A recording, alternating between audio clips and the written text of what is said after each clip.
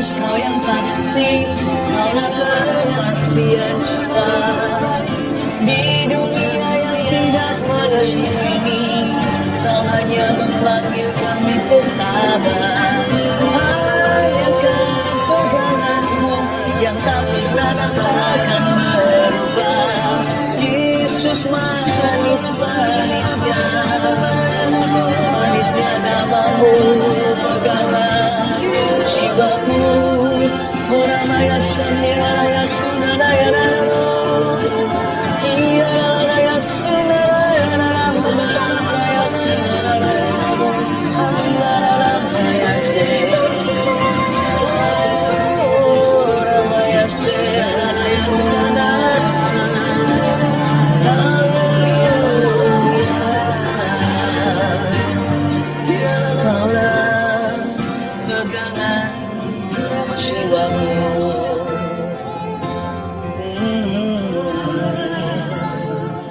Di dunia yang tak menentu, Kaulah pegangan jiwaku.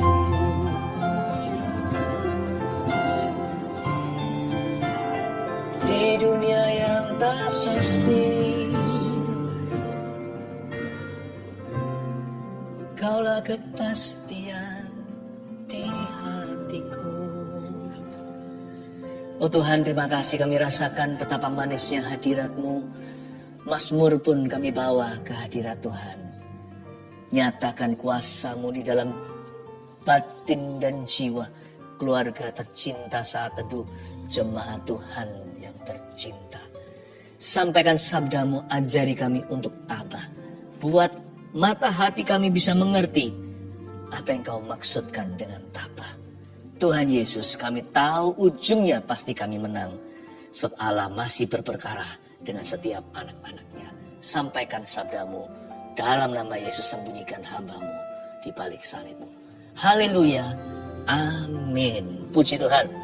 Seperti yang saya janjikan di saat teduh yang lalu, saya akan menyinggung soal tabah. Dan nanti saya akan doakan anak-anak Anda yang kebutuhan khusus. Karena butuh ketabahan untuk membesarkan anak-anak yang demikian. Kita buka langsung aja firman Tuhan. Judulnya satu kata saja, tabah. Mari kita menuju ke firman Tuhan yang ada di 2 Korintus pasal 5 ayat 6 sampai 10. Tabah. Maka oleh karena itu hati kami senantiasa tabah.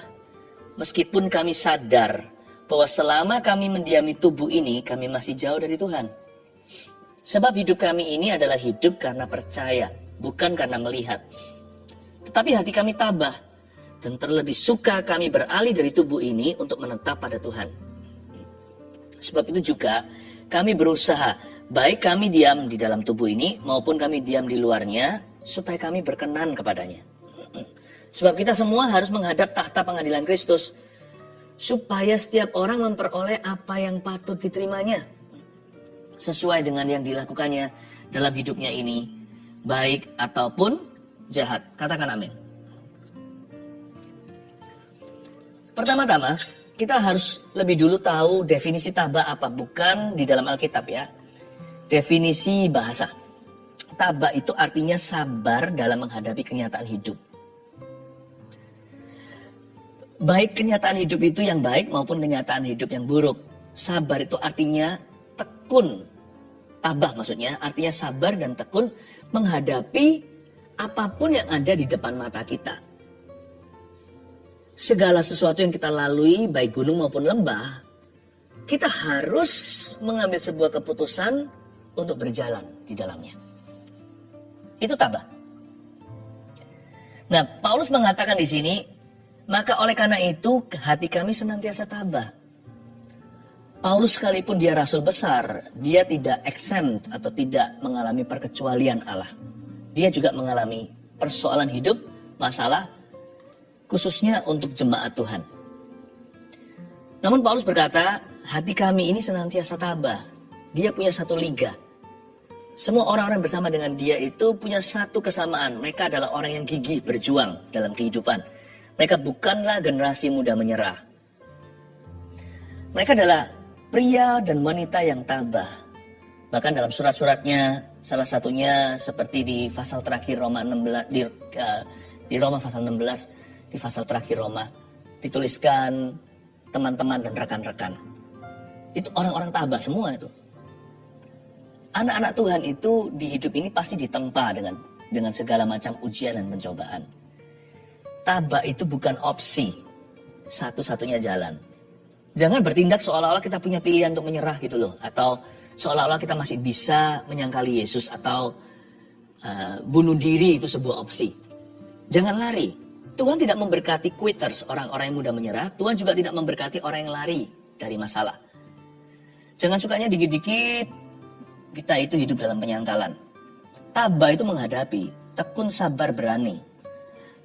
Semua kriteria tersebut dicampur jadi satu, keluarlah satu kata ini, yaitu tabah. Harus ada beraninya juga. Jangan takut, Tuhan itu yang memberimu keberanian, ya.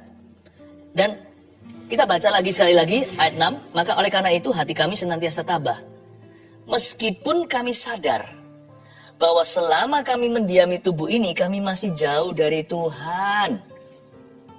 Itu dia. Paulus itu realistis sekalipun dia beriman. Selama kami masih diam di tubuh ini, alias masih hidup di bumi, kami masih jauh dari Tuhan. Itu bukan bicara soal hatinya. Hatinya Paulus melekat pada Kristus. Bicara soal tubuh, selama kita masih ada di alam jasmani, fisik kita ini belum di sorga, hidup itu jauh dari sempurna. Jadi sadari dulu, hidupmu memang gak perfect. Dan memang tidak semua doa akan terjawab langsung atau dijawab iya. Jadi kita harus menerima kenyataan bahwa selama kita hidup di dunia, pokoknya kalau kita ada di dalam tubuh jiwa raga kita, maka kita itu ditaruh di tengah-tengah taman Eden bumi yang penuh dengan hal-hal yang tidak pasti. Kita itu diletakkan di dalam ketidakpastian. Itulah ujian orang hidup selama di dunia ini. Kita semuanya ini masih belum berada di tempat tinggal Tuhan. Kita masih tinggal satu planet, satu bumi dengan setan. Jadi tetap ada perjuangan, ada peperangan, ya, ada casualty juga, ada korban mengorbankan, asal jangan bermental korban. Pokoknya kalau Anda masih bernafas, coba ambil kaca atau cermin di depan, hembuskan. Kalau masih ada embunnya, berarti Anda masih hidup di dalam ketidakpastian. Tapi satu hal yang kita bisa pasti, Yesus gak berubah. Tuhan Yesus itu pegangan jiwa di tengah-tengah bumi yang gak menentu, hidup yang gak tahu. Yesus itu bukan misteri lagi. Kita tahu bahwa Yesus itu siapa? Sifatnya seperti apa? Janji Tuhan bagi kita bukan hanya di hidup ini, hidup kekal terutama, itu seperti apa? Itu jaminan jiwa, seperti jangkar yang dilempar ke dalam lautan. Itu menancap di dalam roh kita. Bumi dan langit bisa berlalu, atau hati dan batinku habis lenyap, daging dan batinku maksudnya. Gunung batuku tetaplah Allah. Terus terang di hidup ini ada banyak hal yang saya nggak bisa jelaskan mengapa. Kalau orang tanya sama saya kenapa, saya nggak mau sok tahu, sok pintar. Ada banyak hal, terlalu banyak perkara di hidup ini yang kita nggak punya jawabannya. Kenapa sih saya doa kok nggak dijawab? Kenapa ada orang tertentu sembuh? Kenapa saya pernah mendoakan seseorang yang lain, orang itu nggak sembuh juga? Mengapa Tuhan izinkan sengsara? Kenapa orang benar menderita? Kenapa orang fasik beria-ria seolah-olah? Ada banyak hal tak ada jawabannya. Tapi hati yang tabah akan sabar hingga suatu hari kelak Tuhan akan menyatakan kepada kita. Atau jikalau bukan di hidup ini, ketika kita mati kita akan mengerti. Dalam kekekalan semua akan terjawabkan. Tapi tabah itu adalah iman. Iman tanpa ketabahan. Iman itu akan short lived atau mudah sekali untuk pudar. Makanya tabah adalah bagian daripada iman. Selama kami mendiami tubuh ini, kami masih jauh dari Tuhan. Coba baca sekali lagi ayat 6. Maka oleh karena itu hati kami senantiasa tabah. Meskipun kami sadar. Katakan kami sadar. Kami sadar. Meskipun kami sadar bahwa selama kami masih mendiami tubuh ini, kami masih jauh dari Tuhan. Sebab hidup kami ini adalah hidup karena percaya, bukan karena melihat. Itulah bagian iman. Tabah adalah part of faith. Bagian dari beriman pada Tuhan harus tabah hati. Dan tabah itu nomor satu selalu dimulai dari kesadaran bahwa hidup di dunia ini berarti pencobaan. Pasang mindset ini bukan negativity. Ini bukan pikiran negatif atau pesimis, bukan. Tetapi pikiran realistis bahwa selama kita hidup di dunia ini, sadari berarti kita hidup di dalam pencobaan. Di hidup ini Tuhan peringatkan, kamu akan mengalami banyak ujian pencobaan, tapi kuatkan hatimu, aku telah mengalahkan dunia. Saya mengutip kalimat Yesus Kristus. Ketabahan itu gak akan ada di hati orang yang hidup dalam fantasi bahwa hidupku fine-fine saja, smooth all the way, smooth sailing, atau berlayar dengan mulus sampai akhir hayatnya. Enggak ya.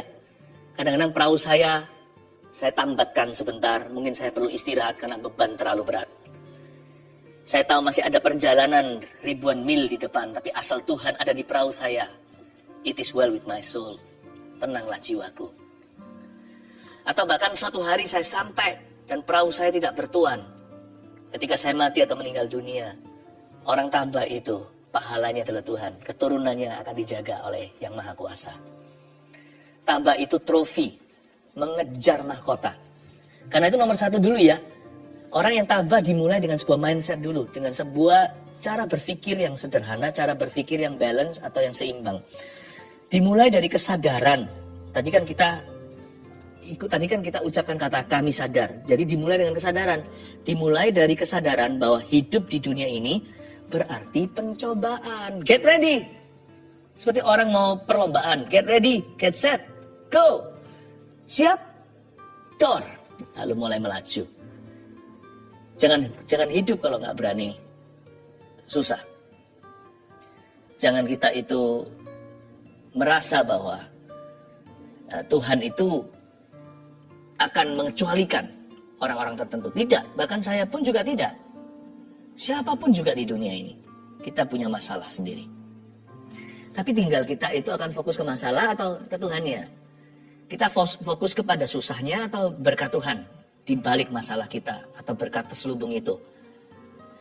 Ayat yang ke-8, tetapi hati kami tabah, kata Paulus, dan terlebih suka kami beralih dari tubuh ini untuk menetap pada Tuhan. Ini bukan keinginan untuk bunuh diri loh ya. Karena jelas-jelas ayat 8 Paulus berkata, hati kami tabah, tapi sesungguhnya ya, hidup di dunia ini gak enak loh. Lebih enak hidup di sorga bersama dengan Tuhan. Tapi ini bukan kata-kata orang yang putus asa, mau akhiri hidupnya, bukan. Jangan bunuh diri, terjun bebas ke neraka. Tapi ayat ini adalah ayat yang menjelaskan bahwa Paulus itu tahu bahwa ada dua dunia. Dunia di mana dia tinggal sekarang yang jauh dari sempurna. Dan dia sedang menuju ke dunia yang baru. Yerusalem baru, langit baru, bumi baru yang akan diciptakan Tuhan sesuai dengan yang tertulis di kitab Wahyu. Dia akan menuju ke sorga suatu hari kelak sebagai orang percaya. Namanya sudah ditulis dalam kitab kehidupan. Paulus tahu itu. Dan dia berkata, hidup di dunia ini nggak enak-enak banget. Sesungguhnya tidak terlalu nyaman. Apapun itu ada loopholes atau selalu ada lubangnya. Selalu ada lubang tikusnya untuk masuk rayap di sana. Apapun yang kita simpan itu bisa hilang. Segala sesuatu yang kita kumpulkan bisa dicuri. Apapun yang membuat kita bahagia bisa lenyap nanti. Hidup itu win some lose some. Ya kan? Kadang menang, kadang kalah, itu biasa. Karena itu Paulus berkata, sebenarnya aku lebih suka sih kalau beralih dari tubuh ini untuk menetap pada Tuhan. Tetapi ayat 9, sebab itu juga kami berusaha baik kami diam di dalam tubuh ini maupun kami diam di luarnya, supaya kami berkenan kepadanya. Jadi Paulus tidak berakhir dengan berkata, sorga. Dia nggak mengandai-andai, dia berkata, nah karena aku mau pergi ke sorga, aku hitung mundur. Berarti sekarang segala sesuatu yang kulakukan harus demi kekekalan. Loh, Paulus ini bukan orang yang stres atau depresi. Paulus sendiri berkata di Filipi. Ditulis begini kan dalam suratnya. Bersukacitalah, sekali lagi kukatakan bersukacitalah. Dia sedang dipasungkan kaki dan lengan. Dia dalam penjara di sana. Tapi Paulus bisa menulis begitu. Ya, Dia bisa berkata bergembiralah, bersukacita. Paulus adalah orang yang cheerful. Orang yang gambar dirinya sehat. Rasul Paulus itu kalau nggak sehat gambar dirinya, mana bisa dia koreksi orang lain. Selain itu, Rasul Paulus itu juga orangnya optimis, saya yakin. Coba baca surat-suratnya. Ini orang yang sangat-sangat mensyukuri kehidupan. Orang yang confident, yang percaya diri, percaya Tuhan. Ya, percaya Tuhan di dalam hidupnya. Ini orang yang cheerful, orang yang riang. Rasul Paulus bukan orang yang murung. Coba baca suratnya. Ini Rasul ini adalah Rasul teladan. Orang percaya yang bisa kita panuti atau bisa kita teladani. Tapi di ayat 8 dia berkata, kalau dibandingkan dunia yang sekarang dan yang akan datang, dunia sekarang ini gak nyaman. Sekalipun Paulus mensyukuri hidupnya. Dia berkata, ini gak ada apa-apanya. Dengan apa yang menunggu aku nanti. Tapi aku kan masih di sini. Karena itu di ayat 9 dilanjutkan. Maka sudah menjadi tugas dinas saya setiap hari untuk berusaha. Baik di dalam tubuh ini waktu saya masih hidup. Dan nanti kalau saya mati, saya gak mau meninggal dunia dalam penyesalan atau dalam ketakutan akan penghakiman atau penghukuman Allah. Baik di dalam tubuhku ini maupun nanti aku diam di luarnya. Tugas dinasku satu, yaitu hidup berkenan kepadanya. Tabah itu selalu dimotivasi sama ini. Untuk menyenangkan Tuhan, saya harus tahan. Demi perkara yang lebih tinggi, aku tidak boleh menyerah hari ini. Sekalipun rasanya mau membalas sudah gak tahan, kok aku digitukan. Tapi dia tahan. Tahan itulah tabah dalam konteks ini. Mengapa? Karena mukanya Tuhan. Kalau saya lakukan itu kan yang saya coreng Tuhan Yesus. Bukan orang yang saya balaskan. Kan saya jadi mendukakan Roh Kudus. Dia berkata demi Tuhan. Nah, kalimat demi Tuhan itu dipakai dengan betul ini. Bukan sebagai sumpah serapah atau janji-janji saja. Manusia kan suka sumpah-sumpah. Demi Tuhan, demi Tuhan. Tapi yang disebut demi Tuhan itu adalah untuk Tuhan. Karena Tuhan, aku tidak akan membalaskan. Aku tidak akan jatuh dalam dosa. Aku tidak akan ikut-ikutan sama dunia. Sekalipun aku tidak dapat apa-apa, aku tetap harus setia. Kenapa? Demi Tuhan Yesus. Demi Tuhan Yesus. Tabah itu ada motivasinya. Tabah itu kekuatannya terletak pada demi Tuhan. Oleh karena itu, definisi tabah berikutnya itu adalah berusaha untuk berkenan kepada Tuhan di setiap keputusan. Itu tabah. Tabah itu bukan tahan sakit. Tabah itu ada tujuan. Tujuannya adalah untuk berkenan kepada Tuhan. Sekalipun kita belum mati atau masih lama nih.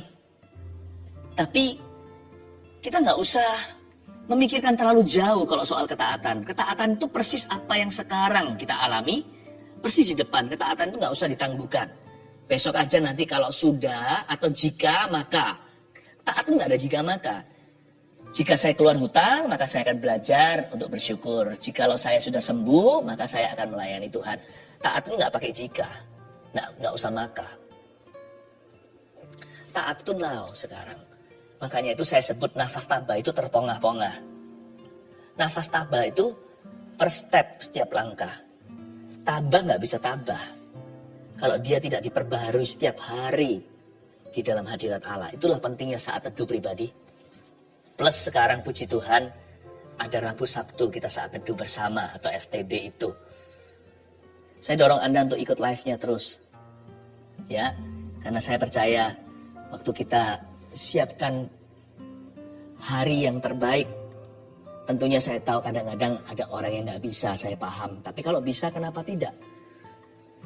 Ini adalah privilege atau sebuah keistimewaan. Ini sebuah berkat yang Tuhan berikan.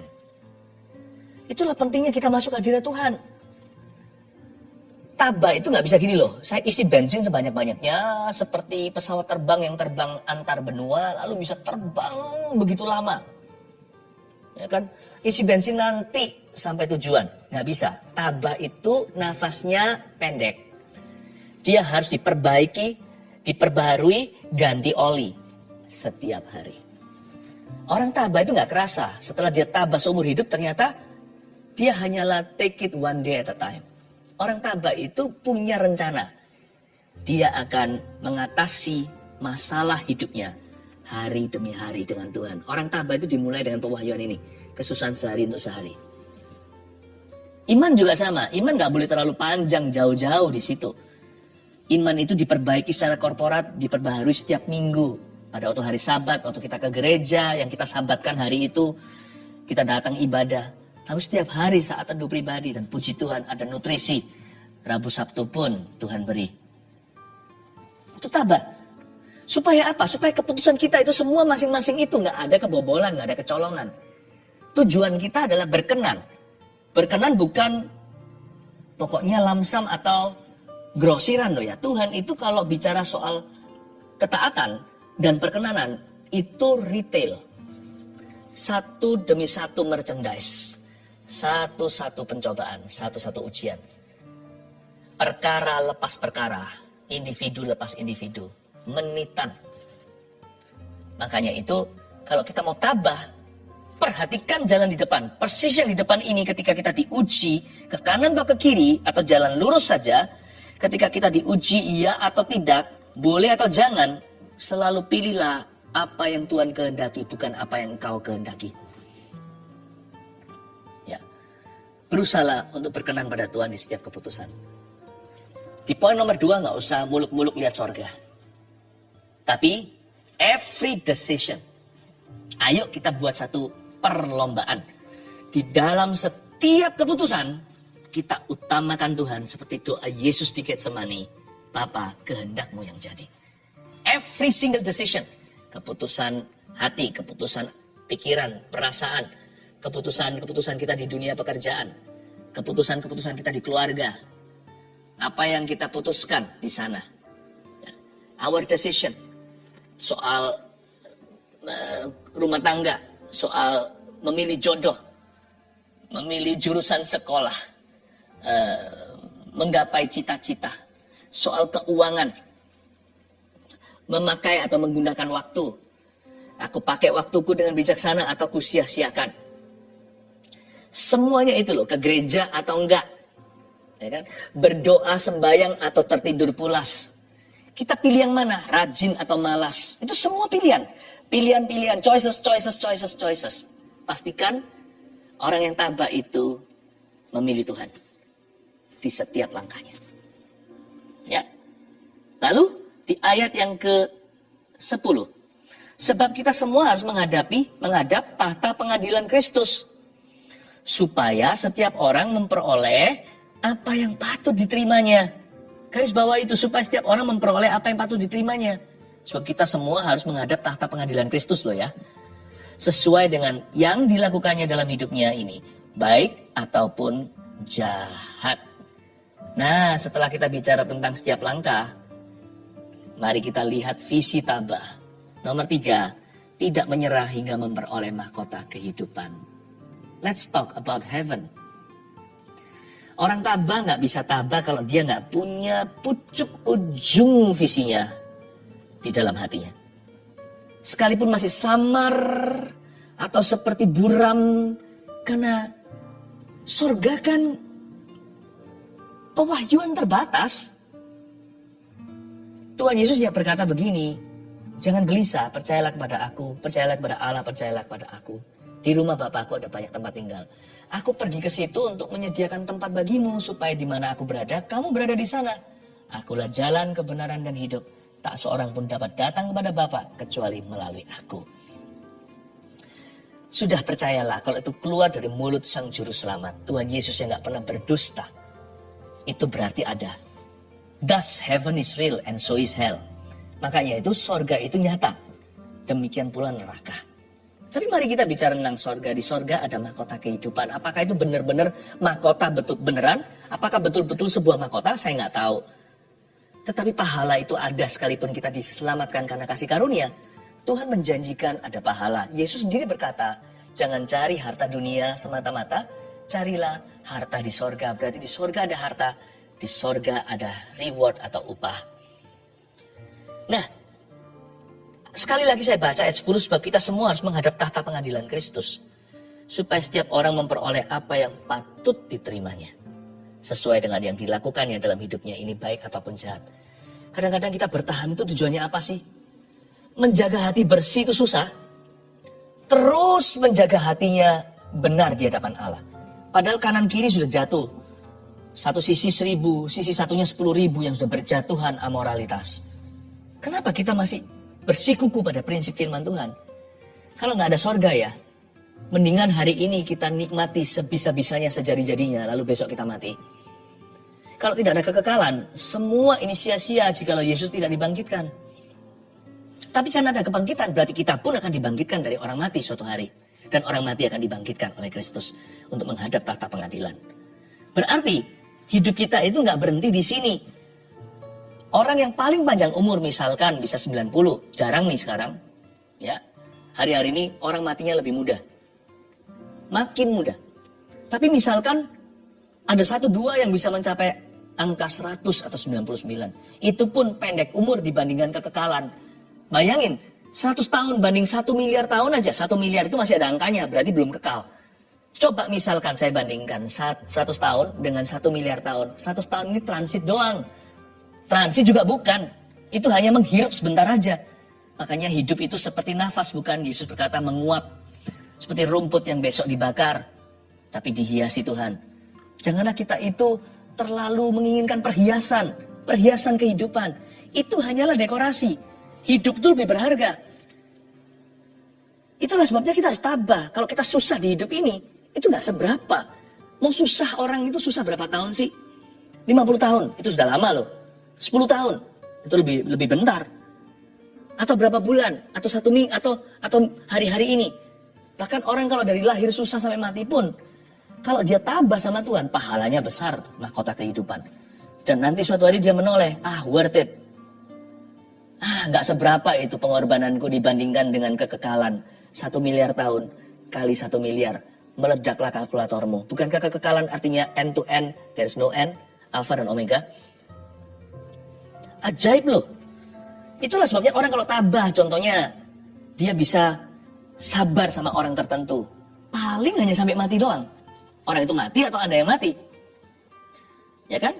Atau kalau kita misalkan ada orang yang merasa ada orang tertentu yang Tuhan percayakan di hidupnya seperti menjadi sebuah beban. Ya. Kenapa sih? Kenapa aku harus jaga orang ini? Kenapa? Anda menjaga dia hanya bisa di hidup ini. Dan saya yakin setiap orang itu Tuhan. Setiap orang itu adalah berkat Tuhan. Siapapun juga termasuk orang yang melukaimu.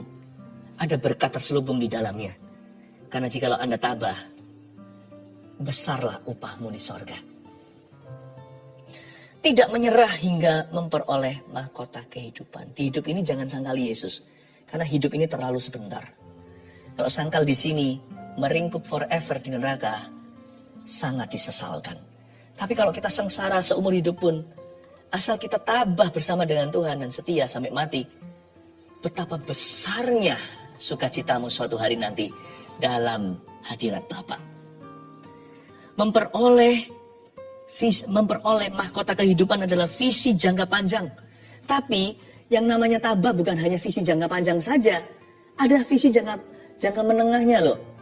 Gara-gara Anda tabah, keturunan Anda diberkati. Gara-gara Anda tabah, rumah tangga Anda utuh. Gara-gara Anda tabah, Anda jadi saksi buat orang lain terinspirasi. Karena Anda tabah dan sabar menghadapi kenyataan hidup yang pahit. Anak-anak Anda tidak kepahitan, mereka jadi orang-orang yang manis. Gara-gara Anda itu bisa tekun bekerja sekalipun susah. Putra-putri Anda bisa sekolah, bahkan sekolah tinggi-tinggi dan memperbaiki nasib mereka nanti. Tidak perlu seperti papa mamanya. Ternyata mahkota kehidupan di sorga itu sebagian mulai di ATM atau di-cashkan sama Tuhan dalam kehidupan orang-orang benar di bumi ini. Atau orang-orang percaya dan bersabar. Berkat-berkat yang kita lihat gara-gara kita tabah atau membayar harga.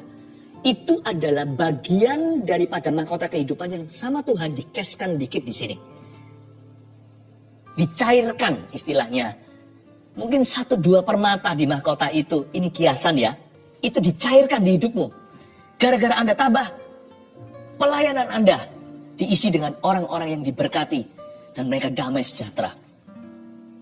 Satu yang bayar harga, yang lain menuai hasilnya. Seorang mama yang berdoa, anak-anaknya jadi semua. Padahal nggak punya figur ayah, karena mungkin ayahnya bukan orang yang takut akan Allah. Harga yang Anda bayar hari ini, ada mahkota setelahnya. Bukan hanya nanti setelah kita mati atau Tuhan datang kembali.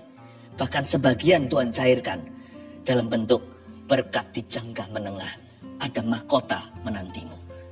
Tabah itu nggak sia-sia, sebab orang yang tabah dicinta sama Tuhan. Orang yang tabah itu akan menuai kebenaran. Dia akan menuai kehidupan dan bahkan akan menuai kemuliaan.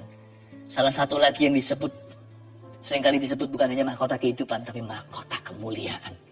Wow, belum lagi kita bicara soal glory ya kan?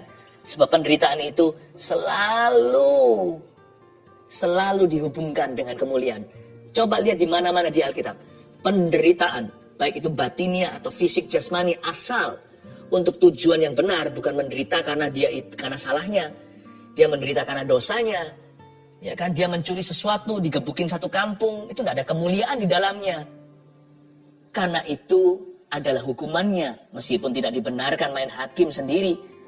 Tetapi dia menimpakan itu atas dirinya. Tapi kalau kita menderita karena alasan kebenaran, kalau kita menderita sebagai orang benar, apalagi kita itu tabah demi orang lain yang Tuhan percayakan dalam hidup kita. Wow, besarlah upahmu di sorga. Belum lagi di jangka menengah di hidupmu suatu hari nanti atau segera. Minimal sekalipun kita tidak tahu kapan hari itu akan tiba. Tuhan akan cairkan glory di dalam kehidupanmu hari ini. Kemuliaan itu akan Tuhan tunjukkan. Penyertaan, pembelaan, pembenaran Allah. Tuhan akan cairkan sebagian dalam bentuk mahkota kehidupan.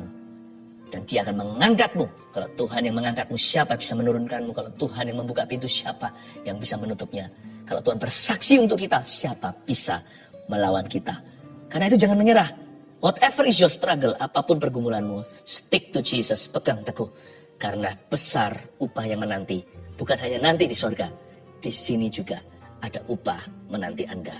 3 poin sederhana tentang tabah. Tabah dimulai dari kesadaran bahwa hidup di dunia ini berarti pencobaan. 2. Tabah itu berusaha untuk berkenan kepada Tuhan di setiap keputusan. 3. Tabah itu tidak menyerah hingga memperoleh mahkota kehidupan, yaitu mahkota kemuliaan di sorga. Haleluya. Pertama-tama saya mau mendoakan dulu Anda yang dikaruniai oleh Tuhan, anak-anak yang indah namun berkebutuhan khusus. Baik yang ringan maupun berat kondisinya. Ingatlah itu titipan Tuhan. Kalau Anda setia dan tabah, besarlah upahmu di sorga. Dan siapa tahu ternyata ada berkat terselubung di balik semuanya ini. Juga buat putra-putri Anda yang tercinta. Jangan lihat mereka sebagai kutukan, sekalipun susah. Sekalipun pasti tidak mudah. Tapi ingatlah, bahwa mereka adalah berkat terselubung. So what kalau kita tidak segampang itu hidupnya. Hidup itu sebentar saja. 70, 80, bahkan 100 tahun pun itu sebentar saja. Tapi kalau Anda setia dengan anak Tuhan itu yang dipercayakan, besarlah upahmu di sorga. Saya mau doakan dulu papa dan mama yang punya anak begitu.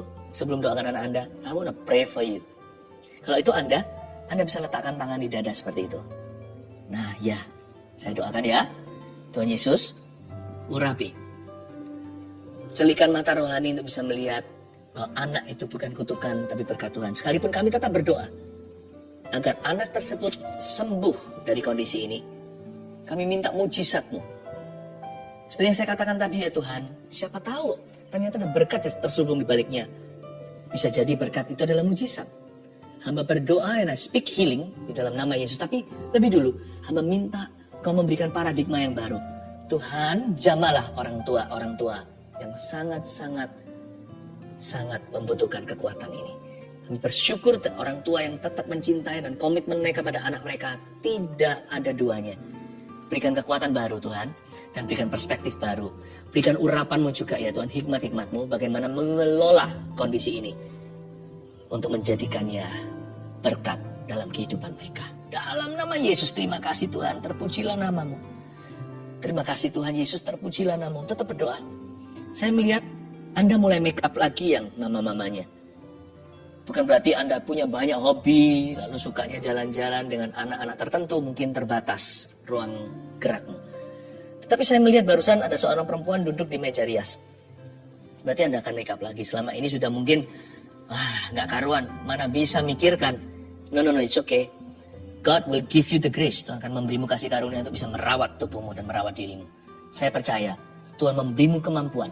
Dan sekarang berdoa untuk anak-anaknya. Kalau anak-anak Anda bersama dengan Anda sekarang, seperti yang saya minta di saat teduh yang lalu, tumpangkan tangan ke anak itu. Tuhan Yesus, terima kasih. Oh Tuhan, I speak healing in Jesus name. Dan aku tahu roh anak ini bisa meresponi firman Tuhan dan merasakan hadirat Allah. Aku berdoa, jadikan anak ini tenang dalam nama Yesus. Jamah lubuk hati mereka. Dari situ, kasih mereka bakat-bakat. Melukis, menggambar, menyanyi, musik, matematika. Ya Tuhan, kondisi yang paling berat pun dalam nama Yesus, aku percaya Tuhan yang mengeluarkan manusia dari gelap ke terang, Tuhan bisa membawa otak mereka kepada sebuah pencerahan. Jiwa mereka, aku serahkan dalam nama Yesus Kristus. Haleluya, haleluya, haleluya. Saya doakan untuk yang masuk semua live chat dan permohonan doa, ulurkan tangan ke depan sekarang. Terima kasih Tuhan. Tuhan jamalah setiap orang yang sakit, dan mereka yang dalam pergumulan-pergumulan secara nyata. Bapa, tidak ada yang mustahil bagimu. Berikan roh yang tabah kepada setiap anak-anakmu, keluarga saat teduh dalam segala persoalan hidup mereka. Buat hati mereka tabah. Mereka yang dikejar-kejar saat ini dengan problema. Mereka yang diancam bahkan. Mereka yang diintimidasi. Mereka yang dikerjain. Aku percaya Tuhan memberi ketabahan dan orang tabah akan menang dalam nama Yesus. In Jesus name.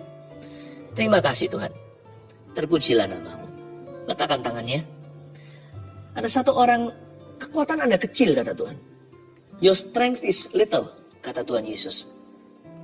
Hari ini Tuhan menambah kekuatan. Anda tipe orang yang kalau sekali kena masalah udah gak bisa tidur, gak bisa makan, gak bisa minum, gak bisa mikir, gak tahu mau merasa apa. Udah langsung kalut-kalap, panik sendiri. Bukan hanya 1-2 orang, tapi yang saya lihat tadi 1 dalam sebuah penglihatan. Kekuatanmu kecil, kata Roh Kudus. Jikalau ada masalah ditimpa, langsung Anda seperti orang yang sudah kiamat sudah. Jangan begitu ya. Mulai hari ini berubahlah. Tuhan akan memberimu kemampuan, kekuatan untuk bisa assess, untuk bisa mensurvei dulu dalam jiwamu. Ini masalahnya apa? Dan langkah-langkahku ke depan apa? Berikan sound mind atau pikiran yang jernih. Berikan pikiran yang dewasa. Berikan kekuatan. Kalau Anda adalah orangnya, saya percaya Tuhan hari ini memberimu power to handle your own problems. Persoalan Anda. Terima kasih Tuhan, berikan ketabahan di dalam nama Yesus. Ada satu orang yang akan segera mulai kemoterapi. Anda takut. Nggak tahu apa yang menjadi ekspektasi. Pikiran Anda sudah kalut dan pasti ujungnya nggak baik. Anda sudah pesimis dan harus jalani kemo kalau Anda usia Anda pendek. Lebih pendek maksud saya. Tapi Anda ragu. Aduh Tuhan, aku takut kemoterapi ini. Go. Jalankan dan lakukan sesuai dengan advice dokter. Kita berdoa ya, supaya Anda tabah melalui berapa kali kemoterapi. Selesaikan semua course-nya itu. Bahkan kita berdoa supaya di cut short atau dipendekkan. Supaya repetisi kemo itu akhirnya tidak sebanyak yang diperkirakan. Karena Tuhan memberikan progressive healing atau kesembuhan yang progresif dalam hidupmu, dalam tubuhmu. Mari saya berdoa untuk pasien kanker itu di dalam nama Yesus. Aku tengking kankernya. Dan hari-hari ini, kalau harus kemoterapi minggu ini, ya Tuhan, berikan keberanian, ketabahan, dan pikiran yang dijaga oleh damai sejahtera. Dan Tuhan mulai, ya Tuhan Yesus, kasih karunia iman di kiri kanannya. Sehingga keluarganya mendukung dan orang-orang mendoakan menjadi penghiburan baginya. Sekalipun tidak terjadi suatu mujizat secara instan. Tapi melewati kemo ini ya Tuhan, hamba petisi. Memberikan sebuah petisi atau permohonan. cut short ya Tuhan, bukan usianya yang dipendekkan, tapi pendek repetisinya, supaya tidak perlu menyelesaikan satu paket sebanyak itu. Tuhan sembuhkan di tengah-tengah. Oh Tuhan, progressive healing, I welcome. Dalam nama Yesus. Haleluya. Amin.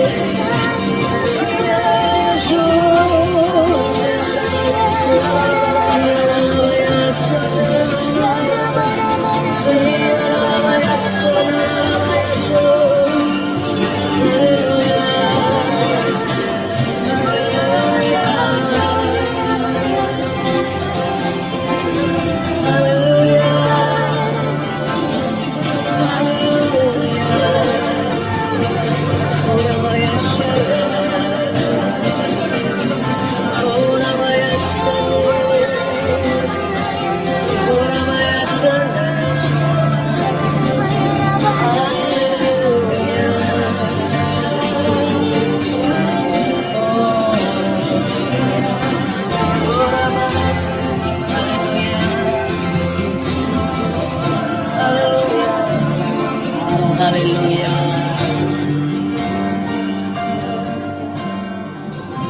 Mari jangan gelisah, angkat tangan dan katakan, aku berserah. Serahkan semua. Aku berserah pada Yesus Juru Selamat. Aku berserah pada Yesus, pada Yesus Juru Selamat. Aku berserah pada Yesus Juru Selamat, pada Yesus Juru Selamat. Aku berserah. Kami berserah kepadamu, bukan berarti kami pasrah. Kami berserah karena kami percaya. Hati kami tidak hambar karena diisi dengan iman keyakinan bahwa Tuhan, Engkau sanggup melakukan segala perkara. Masih ada Tuhan di hidup kami. Kami tidak akan menyerah. Sampaikan sabdamu Tuhan. Angkat setiap hati yang jatuh. Tuhan Yesus, Engkau berbelas kasih kepada mereka yang hari-hari ini bergumul dengan dosa. Tuhan berikan terobosan dan kemenangan. Yang bergumul dengan segala sakit penyakit Tuhan. Hamba tahu Tuhan menyediakan kesembuhan di saat teduh hari ini. Tuhan Yesus, kami menerima rahmat-Mu. Sampaikan sabdamu, tutup bungkus dengan darah Yesus. Sembunyikan hamba-hamba-Mu di balik salib Tuhan. Agar mata tertuju kepada Kristus. Dalam nama Yesus. Amin. Puji Tuhan. Saya ajak kita langsung membuka firman Tuhan yang saya berikan judul Jangan Tawar Hati. Karena saya merasa hari ini banyak di antara Anda sekalian yang sedang tawar hatinya. Kita buka bersama-sama di 2 Korintus pasal yang ke-4 ayat 16 sampai 18. Judul di Alkitab kita bunyinya begini, jangan tawar hati juga waktu menghadapi maut. Bahkan menghadapi kematian pun orang percaya nggak boleh tawar hatinya. Baik itu kematiannya sendiri karena nama kita tertulis dalam kitab kehidupan, ataupun kematian orang lain yang kita kasih dan kita peduli.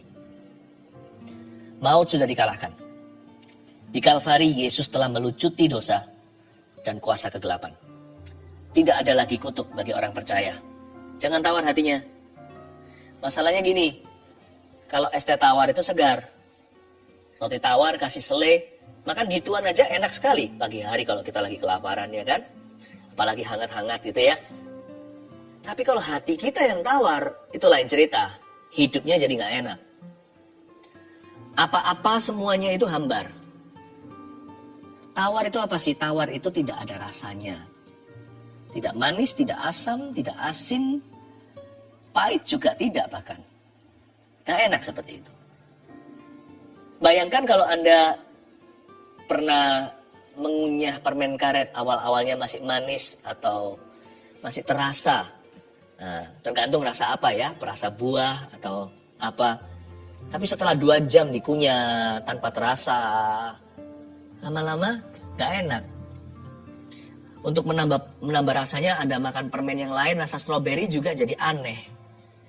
Hati kalau hambar, jikalau jiwa kita tawar, mau diapain juga rasanya aneh. Gak bisa enggak. Kita harus bawa hati demikian pada Tuhan. Namun supaya kita mengerti tawar hati itu apa, kita baca dulu ayatnya. Mari kita baca sekarang di ayat yang ke-16. Sebab itu kami tidak tawar hati, tetapi meskipun manusia lahiriah kami semakin merosot, namun manusia batinnya kami dibaharui dari sehari ke sehari. Sebab penderitaan ringan yang sekarang ini mengerjakan bagi kami kemuliaan kekal yang melebihi segala-galanya, jauh lebih besar daripada penderitaan kami. Sebab kami tidak memperhatikan yang kelihatan, melainkan yang tak kelihatan. Karena yang kelihatan adalah sementara, sedangkan yang tak kelihatan adalah kekal. Saya baca lagi ayat 16 supaya kita ngerti tawar hati itu apa ya. Sebab itu kami tidak tawar hati, tetapi meskipun manusia lahiriah kami semakin merosot, stop. Tawar hati itu karena tekanan. Hati kita tidak tiba-tiba tiada rasanya. Biasanya yang namanya hambar itu dimulai perlahan-lahan. Manusia lahiriah kami semakin merosot, entah karena sakit penyakit, menua, dan kita menyadari, loh, aku kok gak semudah dulu. Dahulu aku bisa begini. Sekarang hal itu sudah tidak mudah untukku. Atau kita mengalami tekanan dari luar. Misalnya dari pekerjaan. Dan juga bisa jadi dari aniaya. Bukan hanya secara fisik saja, secara verbal. Fitnah lebih keji dari pembunuhan. Lalu orang mengata-ngatai kita gak disukai. Pokoknya manusia lahiriah kita itu rapuh. Bahkan rawan sekali, fragile, vulnerable. Vulnerable itu artinya sangat mudah disakiti. Hati itu gak tawar dalam sehari. Biasanya karena kita terlalu lama dalam kondisi begitu, lama-lama hati menjadi tawar tanpa kita sadari. Rasanya bangun tidur, ku terus mandi itu bukan lagi lagu, itu seperti lagu waktu masih kecil, bangun tidurku terus mandi, tidak lupa menggosok gigi. Rasanya bangun tidur mau lebih lama diranjang lagi. Gak mau bangun-bangun, gak mau bangkit, gak mau keluar, gak mau ketemu orang. Seperti malas mau berbuat apa-apa. Tiada harapan. Nothing to look forward to. Tak ada sesuatu apapun yang kita tuju. Hari ini mau apa? Ya sudah rutinitas. Kerjaan tetap ada. Tapi kita sudah gak bergairah. Teman-teman masih ada di sana. Tapi kita sudah tidak bergembira. Kita merasa emangnya mereka bisa tolong saya. Pelan-pelan hati kita mulai menyendiri. Dan stres. Lalu depresi. Sebab itu kami tidak tawar hati. Paulus membuat sebuah keputusan. Bahwa dia tidak akan mengizinkan manusia jasmaninya mendikte manusia batiniah. Dia berkata, sekalipun manusia lahiriah kami semakin merosot, namun manusia batiniah kami dibaharui dari sehari ke sehari. Jangan tawar hati, saya beritahu alasannya mengapa. Nomor 1, sebab setiap hari selalu ada kekuatan yang baru. Tulis itu. Dalam Kristus, Anda dan saya punya sumber daya sorga. Kita itu nggak pernah kehabisan resources. Tuhan itu selalu ada jalan. Kalau jalan kiri kanan sudah buntu, depan belakang kena, jalan ke atas masih ada, tangga Yakub itu masih terbuka. Bukankah Yesus Kristus itu ya dan amin. Makanya itu jangan tinggalkan Tuhan. Penawarnya tawar hati apa? Yesus Kristus. Dialah ya dan amin. Mintalah apa saja kepada Bapakku dalam namaku, niscaya akan diberikan kepadamu. Tapi Pastor Philip, saya sudah doa sekian lama gak dijawab-jawab. Iya, doa sekali lagi. Jangan putus asa, kan masih ada Tuhan. Tuhan kan belum tutup buku. Tuhan kan belum tutup pintu. Berani sana berkata Tuhan sudah tutup pintunya. Kita binasa. Selama kita masih hidup bernafas lagi. Jiwa kita masih dikandung oleh raga. Ingatlah. Berarti masih ada kesempatan untuk kita. Apapun yang hilang bisa dicari. Apa yang patah bisa disambungkan. Dalam Tuhan tiada yang mustahil. Yang kita butuhkan itu adalah kekuatan. Kita sudah tahu semua ini sebagai teori atau pengetahuan. Ya, saya tahu Tuhan bisa, Tuhan sanggup. Aku tahu Tuhan itu punya rencana atas hidupku. Dia belum selesai. Tapi kita ini sat. Tahu sat maksudnya? Jikalau ada air di padang gurun atau belantara, hati kita itu seperti padang pasir. Air ditumpahkan ke sana karena terik matahari. Karena tekanan jiwa kita itu menguap seketika. Kayaknya semua pengetahuan itu hanya ada di kepala. Tapi hatiku itu gak bisa rasa apa-apa lagi. Hambar sudah rasanya itu. Maju gak mau.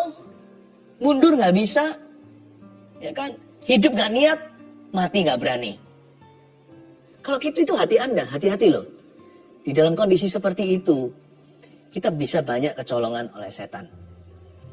Ingatlah, fokuskan hatimu kepada kekuatan Tuhan. Minta kekuatan yang baru. Kalau Anda sendiri gak bisa berdoa, minta orang lain doakan. Kalau Anda gak bisa masuk hadirat Tuhan, masuklah dalam hadirat Tuhannya orang lain. Loh, Tuhanku ya Tuhanmu. Tapi ketika Anda gak bisa masuk hadirat Tuhan, saya bisa masuk ke hadirat Tuhan. Anda bersama dengan saya, Anda masuk bersama dengan saya. Bukan berarti sayalah pengantara antara Anda dengan Allah, bukan. Tapi izinkan orang lain membantumu. Jangan lari malahan. Banyak orang itu kesalahannya di sini jadi fatal sekali. Hatinya tawar, dia nggak cari penawar, dia malah lari dari Tuhan. Masuklah hadirat Tuhan. Sebab setiap hari selalu ada kekuatan yang baru. Ketika semua yang kau tahu tentang Tuhanmu, apapun yang kita kenal tentang Allah, hanyalah pengetahuan belaka. Itu saya rasa jawabannya terletak pada jamahan. Yang Anda dan saya butuhkan bukan jawaban, tapi jamahan. Kurindukan kau melawatku Tuhan. Kurindukan engkau menjamah aku ya Tuhan. Sebab setiap hari selalu ada kekuatan yang baru. Ngomong begini, aku tahu saat ini hatiku tidak bisa dipercayai. Perasaannya ini menipu. Aku kepingin lari, tapi aku tahu Tuhan, kasih-Mu cukup bagiku. Kuasa-Mu sempurna saat ku lemah. Justru ketika aku lemah, Engkau kuat ya Tuhan. Beriku kekuatan yang baru. All you need to do is ask. Yang perlu kita lakukan hanyalah minta dan memohon kepadanya. Simple saja, Tuhan beri aku kekuatan. Nanti lihat ya, Tuhan kirim kekuatannya. Mungkin Anda belum merasa apa-apa waktu berdoa. Setelah Anda keluar dari kamar Anda, you feel better already. Itu aneh loh. Kita doa, waktu kita doa kita nggak merasa. Tapi setelah kita keluar dari ruang doa kita, we become more calm atau kita berasa lebih tenang. Masalahnya tetap sama, tapi kitanya lebih kuat. Lalu belum lagi nanti pertolongan Tuhan datang. Lalu ada orang lain meneguhkan. Tiba-tiba seorang sahabat lama sekali nggak pernah kontak, saudara seiman berkata, aku semalam dibangunkan Tuhan untuk berdoa untuk kamu. Kamu nggak apa-apa, are you okay? How are you? Kita terkejut. Tuhan itu peduli ya. Kita mulai bergairah, jiwa kita mulai diangkat. Perlahan-lahan kita mulai mendengar suara Tuhan. Lalu Tuhan letakkan solusinya ketika kita mendengar suaranya. Setiap hari itu ada kekuatan yang baru. Jangan sampai hati kita tuh tawar, sebab ada penawarnya. Bahkan ketika kita menghadapi maut pun gak boleh tawar hati kok. Tuhan itu komitmennya sama kita itu end to end. Ujung ke ujung dia alfa omega. Dia gak hanya menenung kita di kandungan mama ketika hari kelahiran kita. Dia ada di sana. Tuhan itu sudah ada di hari kematianku. Saya nggak tahu kapan itu. Tuhan itu sudah ada di ujungnya. Tuhan Yesus itu juga gerbang sorga. Dia bukan hanya jalan kebenaran, bukan hanya kehidupan. Dia juga jalan kepada Bapa. Jadi Tuhan Yesus itu ada di situ. Hatiku tidak perlu tawar. Sebab setiap hari Tuhan akan menyediakan kekuatan yang kuperlukan. Tawar hati bukan standar anak-anak Tuhan. Tawar hati itu biasanya adalah sebuah kondisi di mana kita sudah lepaskan semua pengharapan. Saya ngerti kalau Anda capek, kalau Anda letih. Gak apa-apa akui, gak usah sangkal-sangkal diri. Banyak orang menyangkali, gak apa-apa kok aku kuat. Padahal dia sudah rapuh setengah mati. Kalau gak kuat ya ngomong apa adanya, aku gak kuat lagi. Tapi jangan nyerah. You may rest but don't quit. Kita boleh istirahat, take a break.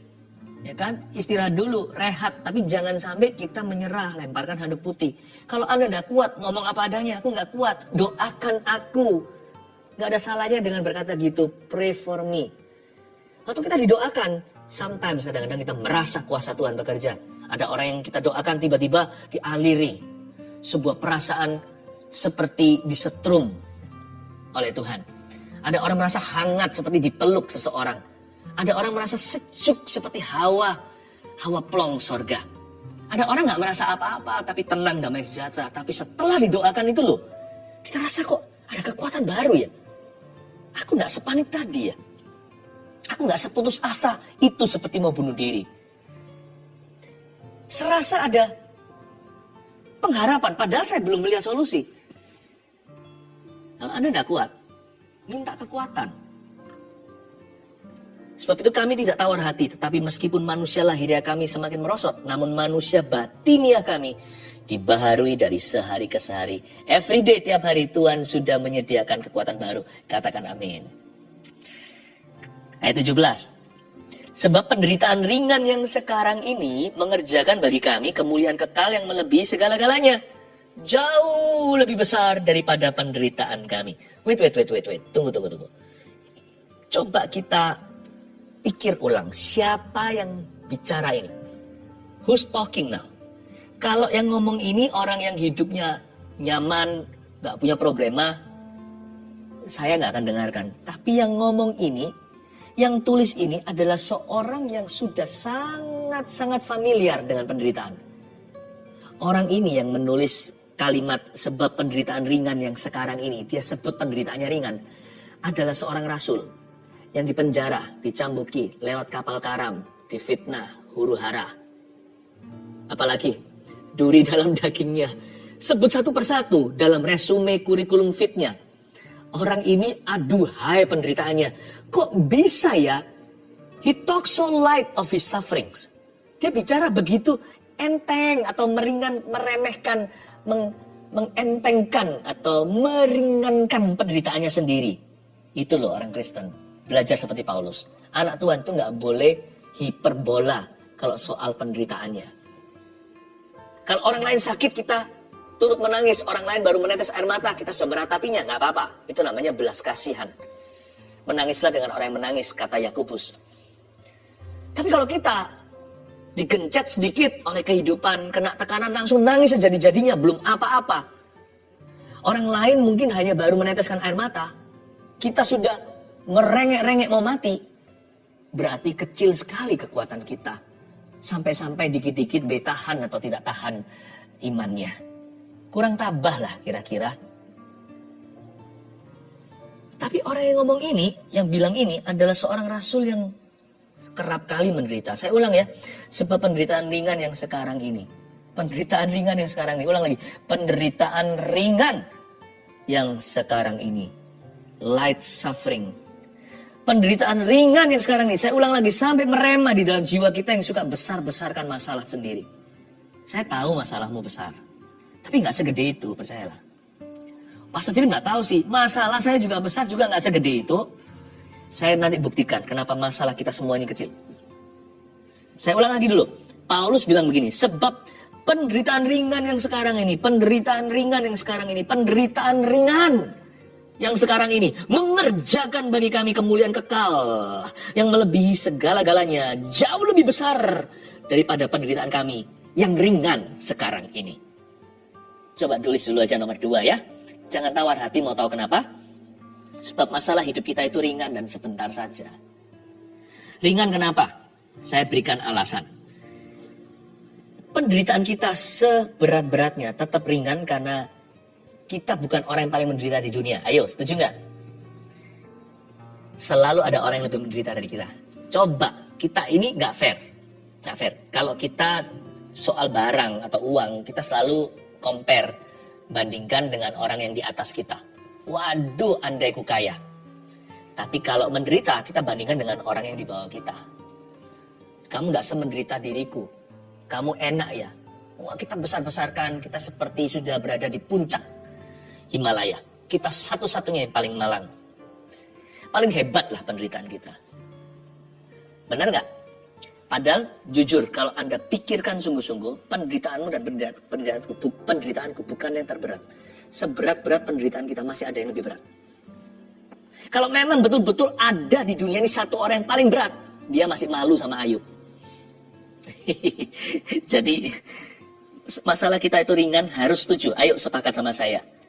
Udah jangan lihat masalah orang lain, persoalan sendiri. Ayo kita sama-sama mengakui bahwa problemaku ringan saja kok.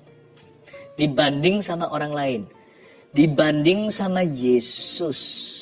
Ya tapi kan Yesus anak Allah. Ya tapi kan Yesus gak salah. Kalau kita menderita kan sepatutnya, selayaknya. Lah Yesus kenapa menderitakan untuk kita? Yesus saja gak ngomel kok. Dia itu pikul salib kita.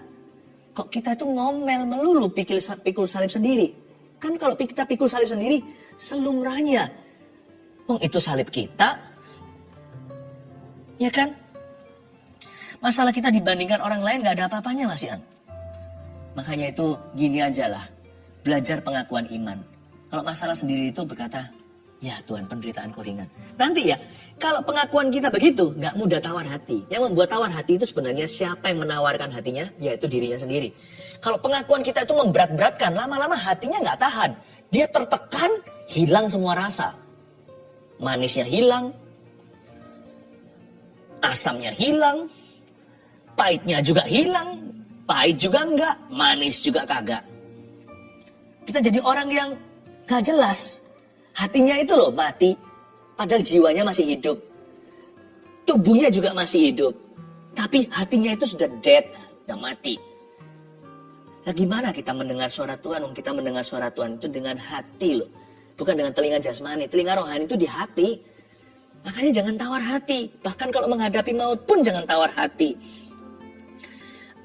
Saya tunjukkan lagi kenapa penderitaan kita ringan. Ringan dibandingkan berkat yang kita terima dari Tuhan. Manusia itu bakat alam dari Adam. Jadi kalau dia ngalami masalah, dia fokus ke masalah itu. Dia lupa semua berkat-berkat yang pernah terjadi di hidupnya. Yang sedang terjadi, masih terjadi, dan yang akan terjadi. Tapi kalau dia diberkati, dia akan segera lupa. Manusia itu lebih ingat pain. Kita itu lebih konsentrasi pada rasa sakit. Padahal rasa berkat itu sama banyaknya. Jikalau bukan lebih banyak, coba kalau kita mau fair-fairan, lebih banyak berkat atau tidak dalam hidupmu. Wah gak bisa Pastor Philip, hidup saya itu malang-malang melulu. Contoh, Anda bernafas gak sekarang? Itu berkat Tuhan gak? Saya itu berat secara ekonomi, hancur. Saya gimana balikan hutang ini itu? Tetanggamu itu kehilangan kekasihnya loh. Kehilangan pasangan hidupnya. Suami 40 tahunnya bersama dengan dia. Anda masih utuh, suami istri, anak-anak masih di situ. Pernahkah kita hitung? Sebenarnya kita nggak merasa diberkati karena kita nggak pernah sengaja menghitungnya.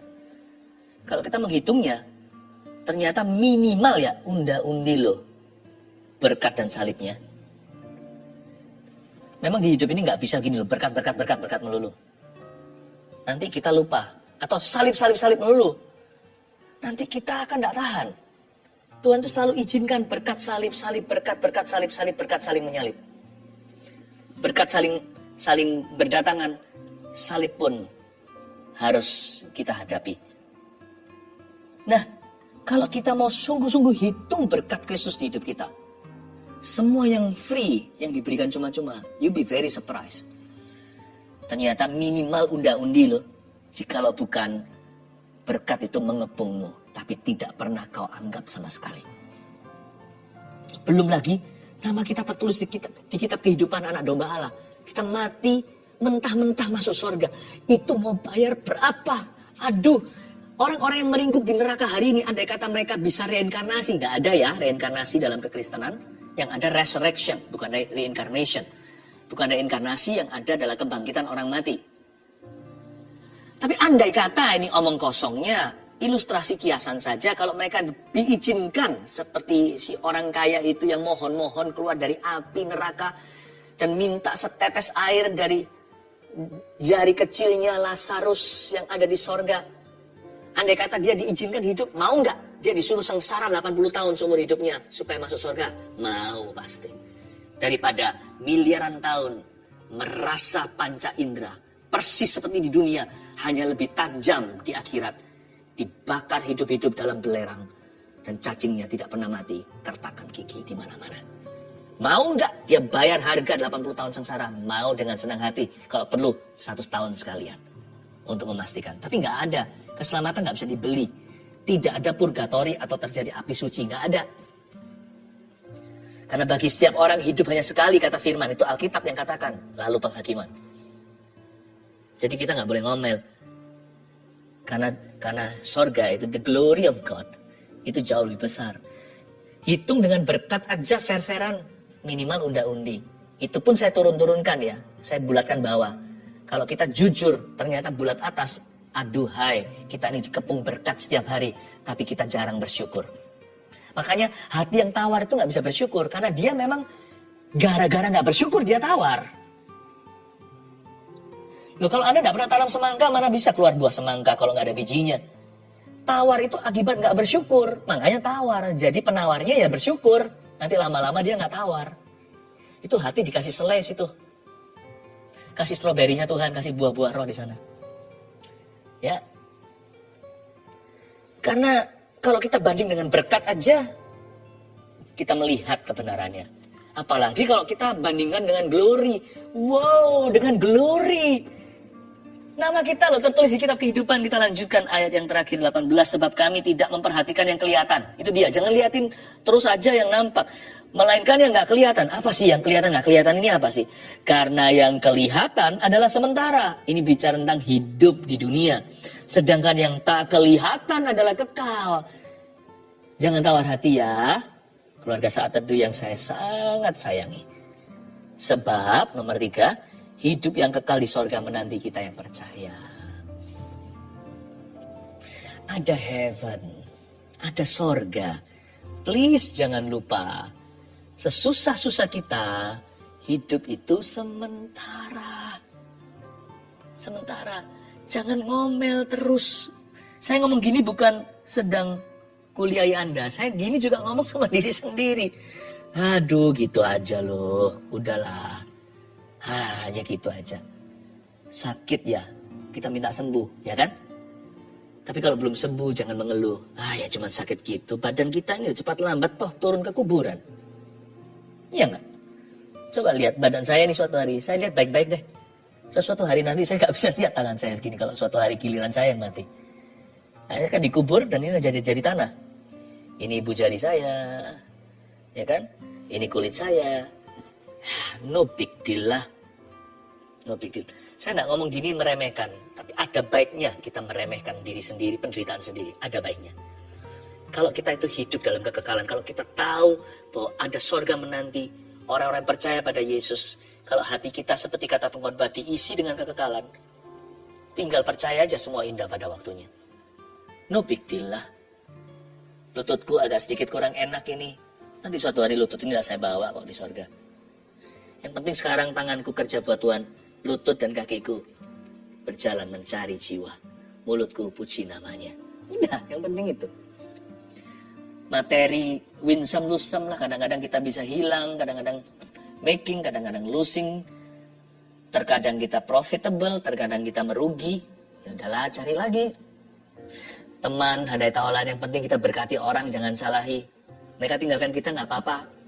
Kalau tidak ada orang mau berkawan sama saya, malaikat di sorga semuanya itu akan sambut saya selama saya hidup dalam firman-Nya. Saya punya banyak teman kok. Malaikat di sorga, bala tentara itu. They know me. Dan mereka interesting sekali masing-masingnya. Oh haleluya. Apa yang kita keluhkan di hidup ini? Makanya di hidup ini ayo kita garap talenta. Waktu itu talenta juga. Hubungan. Rencana kita. Saya nggak mau sia-siakan. Hidup di dunia ini kata Musa hanya 70-80. Itu pun dekorasinya adalah penderitaan. Dan kalau kuat dia bisa sampai 80. Ada beberapa orang sedikit yang 90. Bahkan 199. Tapi rata-rata kan segitu. Ayo jangan sia-siakan. Hidup sekali doang. Hidup hanya sekali di dunia ini. Pastikan it counts. Pastikan itu berarti, bermakna. Dan saya tidak mau suatu hari bersama dengan Anda pulang tangan hampa. Waktu kita pulang ke rumah Bapak.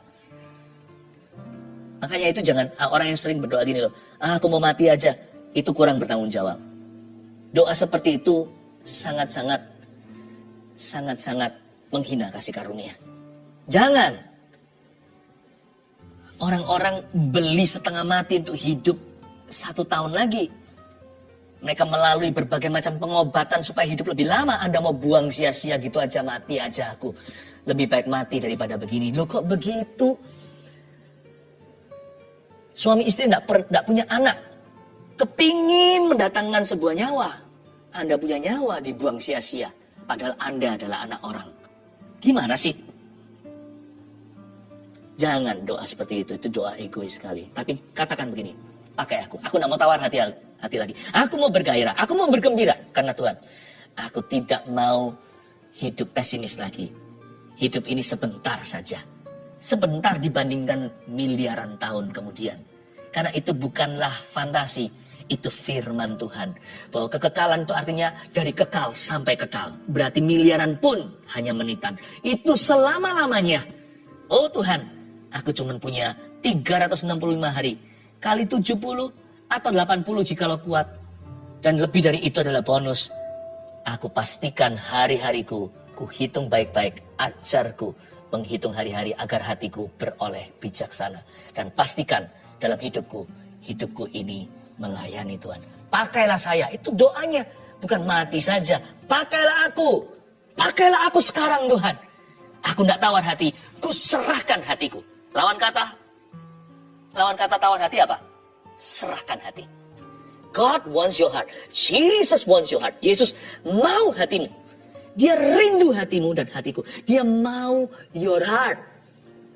Lawan katanya tawar hati adalah serahkan hatimu kepada Kristus. When you surrender your heart, atau Anda serahkan hati kepada Tuhan, everything God, not only everything good will happen to you. Bukan hanya segala sesuatu yang baik terjadi padamu, tapi segala sesuatu yang ilahi akan terjadi dalam hidupmu.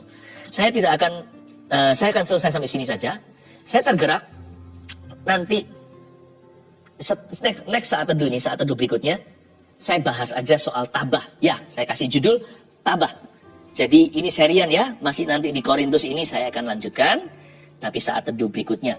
Dan saya tergerak juga, ada dorongan di dalam roh saya untuk mengajak keluarga yang punya anak berkebutuhan khusus. Anda suami istri yang punya anak-anak special need. Nanti keluarga saat teduh bersama dengan saya akan mendoakanmu. Di saat teduh next berikutnya ini ya, yang saya kasih judul tabah. Nanti saya kupas tabah itu apa. Tapi sementara sekarang jangan tawar hati. Udah cukup di situ dulu, jangan tawar hati. Kalau Anda sudah nggak tawar hatinya, nextnya, berikutnya level selanjutnya adalah Anda belajar tabah. Lalu menang dengan gilang gemilang. 1, 2, 3 apa aja poinnya? Jangan tawar hati sebab setiap hari selalu ada kekuatan yang baru. Siapa rindu di jamaah Tuhan? Angkat tangan. Yes, praise the Lord. Saya bisa lihat tangan-tangan Anda. Jangan tawar hati sebab masalah hidup kita itu ringan dan sebentar saja. Ringan masalah hidupku. Nggak seberapalah dibanding orang lain. 3, jangan tawar hati sebab hidup yang kekal di sorga menanti kita yang percaya. Yang percaya Tuhan katakan, amin. Mari ulurkan tangan semuanya. Live chat yang terus masuk. Dan di kolom komentar juga orang-orang yang meminta untuk didoakan. Kita akan doa saat ini juga. Oh Tuhan, ulurkan tangan, ulurkan tangan. Oh terima kasih Tuhan. peganglah tanganku. Come on Lord, jangan lepaskan, Kaulah harapan dalam hidupku. Kita koneksi iman. Peganglah tanganku. Jangan lepaskan tangan, jangan diturunkan. Kaulah harapan dalam hidupku. Peganglah tanganku, jangan lepaskan. Kaulah harapan dalam hidupku. Tangan diletakkan sekarang. TBC tulang aku tengging dalam nama Yesus Kristus. Ada seorang yang menderita TBC ini. Dan Anda semakin kurus. Anda kehilangan harapan. Sudah tawar hati, sudah ke dokter kanan kiri. Tapi Anda semakin kurus badannya. Dan bukan kurus bagus. Sakit semuanya. Mulai seperti tengkorak pelan-pelan. Belum sampai di taraf itu. Tapi tidak kelihatan karir sakit ini ke arah mana. Aku tengking di dalam nama Yesus TBC tulang. Tinggalkan penderitanya. Kau tidak berat di situ. Sebab orang ini adalah tebusan Kristus. Darah Yesus membasuh. Jangan tawar hati saudaraku. Tuhan menolongmu sekarang. Peganglah tangannya. Siapa memegang puncak jubahnya. Oh, niscaya disembuhkan. Receive the healing grace. Kasih karunia Tuhan. Ada satu orang lagi. Yang kulitnya seperti blontang-blonteng, seperti bersisik, seperti kering-kering begitu. Atau seperti ada benjolan-benjolannya, merah-merah muda. Gatal sekali, kering sekali.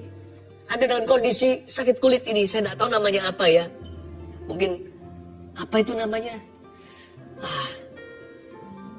Anda dalam kondisi ini, Anda juga sudah diobati di mana-mana, bukannya dokter belum berusaha, tapi kondisi Anda memang tidak bisa sembuh. Itu keadaan badan Anda sampai Anda sudah merasa tidak mungkin bisa disembuhkan.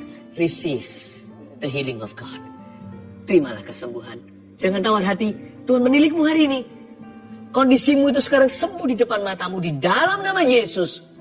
Skin condition, kondisi kulit ini, aku patahkan di dalam nama Yesus. Ensing, dalam nama Yesus, aku patahkan.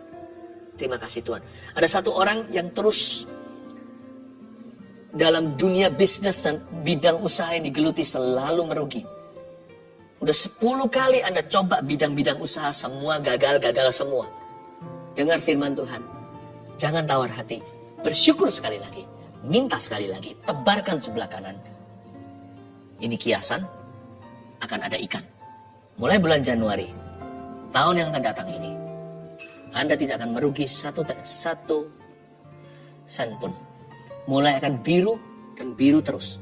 Yesus memberkatimu. Karena Anda tidak menyerah. Tuhan memberi upah orang benar. Imanmu telah menyelamatkanmu. Don't give up. Anda mau give up hari ini. Aku ini failure. Aku gagal terus. Tapi kali ini, bisnis yang sedang Anda geluti yang masih merugi, detik saya mengatakan ini, mulai bulan Januari, berhenti semua. Anda tidak perlu akan mencicil apa-apa lagi after this. Because you are going to see profit. Akan menjadi profitable mulai hari ini. Di dalam nama Tuhan Yesus Kristus. Tuhan, hamba berdoa berkati seluruh keluarga saat teduh. Hamba minta tak satu pun tawar hatinya. Ya Tuhan, hati yang tawar ya Tuhan, mulai Engkau berikan rasa hadirat Allah, rasa firman Tuhan. Oh terimalah jamahan. Oh ramaya shana namaya shana. Ina namata kara namaya shana namata. Ina barabata kaya shana namata. Oh bukan jawaban yang Tuhan kasih, tapi jamahan. Terimalah jamahan itu. Oh Tuhan, oh ramakaya shana namara barama. Oh ramakaya rama-rama. Terimalah.